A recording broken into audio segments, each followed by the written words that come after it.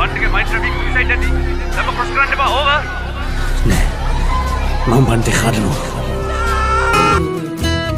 නැති වුවත් මව්බිමේ අඟලක් තමන්ගේ යයි කීමට නුඹයි හැම බිම් අඟලක්ම නිදහස් කළේ ලක්මෑනිට ජීවිතේ හැම මිහිරි දේවල් අහිමි වූවක් ඔබ හට දිවි පරදු කොට සටන් කෙරුවේ ලක්මවුන් රැකගැනුමට